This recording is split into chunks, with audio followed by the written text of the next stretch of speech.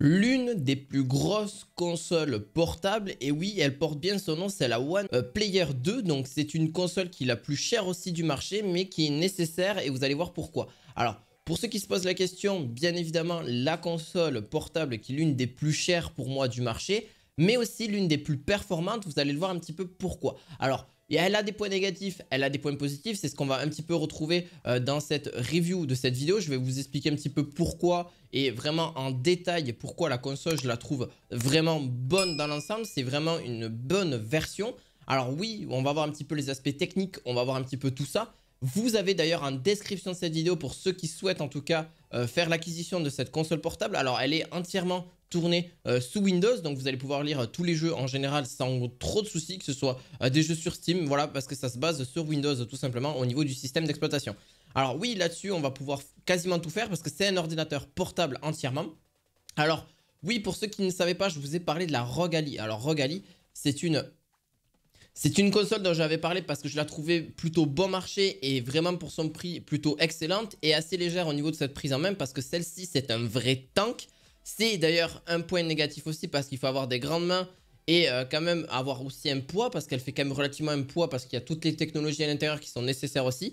Mais par contre, c'est vrai que le poids il est vraiment considérable. Alors oui, on a deux petites manettes comme des Joy-Con, pareil c'est comme la Nintendo Switch, on peut les enlever. On peut bien sûr jouer avec ce petit écran qui est d'ailleurs du 2560 par 1600.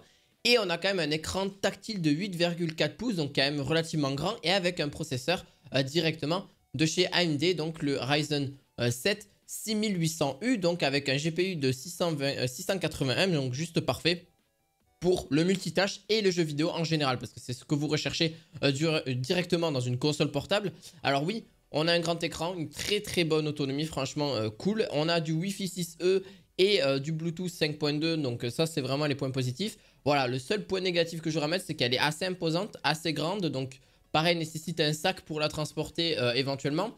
Ou si vous avez trouvé une housse pour vraiment l'y mettre à l'intérieur, mais bon, c'est vrai qu'aujourd'hui, c'est des consoles portables qui ne sont pas extrêmement connues sur le marché. Et forcément, il n'existe pas forcément tous les accessoires nécessaires. Ne serait-ce que déjà le packaging au niveau de celui-ci, il est juste super bien. D'ailleurs, je n'ai pas forcément pu vous le dire, mais c'est vraiment qu'au niveau de l'inboxing, il est vraiment superbe. Le packaging est vraiment très bien fait, même l'écran est très bien fait aussi.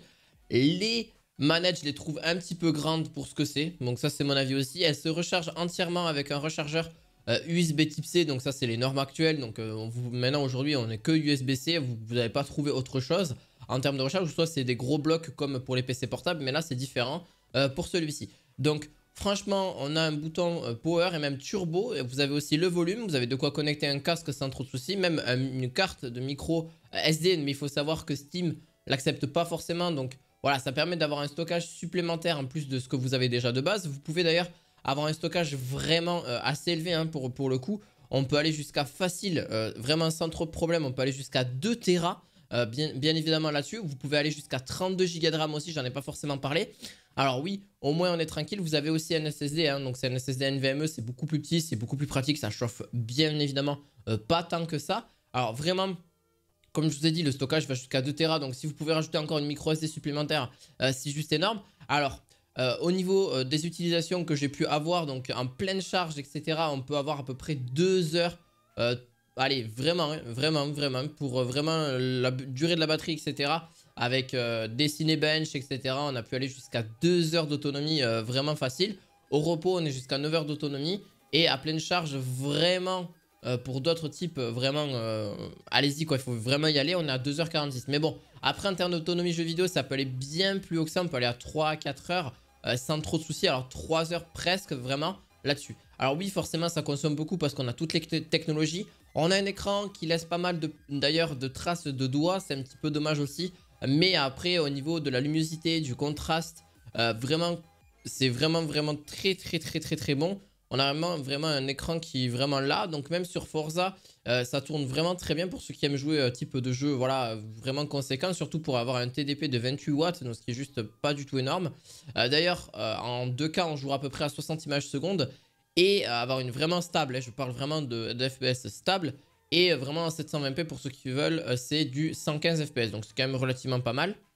On a vraiment des jeux vraiment stables. Même Tomb Raider tourne aux alentours de 45 FPS en 2K.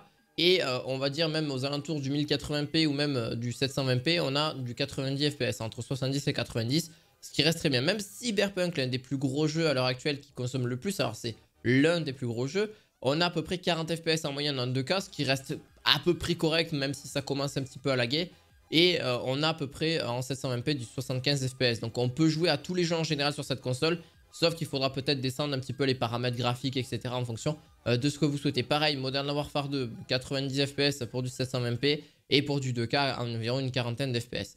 Donc voilà, après ça dépend des performances du jeu, ça dépend aussi de tout ça. Vous pouvez même jouer à FIFA 23, ça marchera plutôt très bien dans l'ensemble. Bon, bien sûr, c'est pas exceptionnel non plus. On aurait voulu, pour moi, j'aurais voulu ne pas retrouver les bordures noires qu'on a autour. C'est un petit peu dommage. Si c'était vraiment un full sans bordure, ça aurait été beaucoup plus joli, beaucoup plus esthétique. On aurait peut-être aussi un plus grand écran.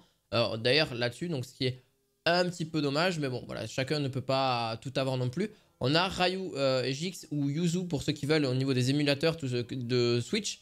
C'est possible, donc pour ceux qui le souhaitent. Après, on a aussi l'Xbox 360 qui est largement aussi en émulation parce que aussi les consoles portables sont faites aussi pour ça en général, pour l'émulation, pour ceux qui le souhaitent. Alors, devriez-vous acheter la One X Player? Alors, pour moi, oui. D'ailleurs, ces commandes sont entièrement détachables. Vous pouvez d'ailleurs connecter une manette externe aussi à celle-ci. C'est possible aussi, donc une manette Xbox, etc. sans fil, c'est possible. Mais voilà. D'ailleurs, pour en savoir plus au niveau du prix, on est à peu près à plus de 1000 €, hein, très clairement. C'est l'une des plus grosses consoles qui est sortie à l'heure actuelle. Mais par contre, c'est vrai qu'il y a encore des choses à revoir. Pas sur son aspect de performance, mais surtout sur son aspect esthétique. Qu'est-ce que je veux dire par là? Les manettes peut être un peu plus fines. Peut-être essayer de voir si elle peut, la console être un petit peu plus légère. Mais bon, pour le moment, c'est pas d'actualité parce qu'on n'a pas encore toutes les technologies qui sont miniaturisées et aussi performantes que celle-ci, par exemple. Donc on verra au niveau des prochaines années à venir. Et d'ailleurs, la plus grande taille de la batterie est vraiment plutôt bonne. D'ailleurs, à 20%, elle vous dira qu'il reste que 20%. Il faudra peut-être la recharger, etc. Donc voilà, la recharge est plutôt rapide aussi. Hein, j'en ai pas forcément trop parlé de la batterie. Mais voilà. Vous voyez un petit peu, vous avez tout mon ressenti au niveau de cette console-là. D'ailleurs, ce que je vous invite à faire, c'est à vous abonner, à mettre un pouce bleu. Et vous aurez le lien en description de cette vidéo pour ceux qui veulent retrouver la console. Elle est d'ailleurs refroidie plutôt bien en général. On arrive à retrouver des températures plutôt bonnes aussi parce que j'en ai pas forcément plus parlé que ça, mais au niveau des températures, c'est pas non plus voilà, trop chaud non plus. Donc les performances sont relativement bonnes aussi. Et donc voilà, j'espère que ça vous aura plu. Et puis je vous dis à la fois prochaine pour d'autres vidéos.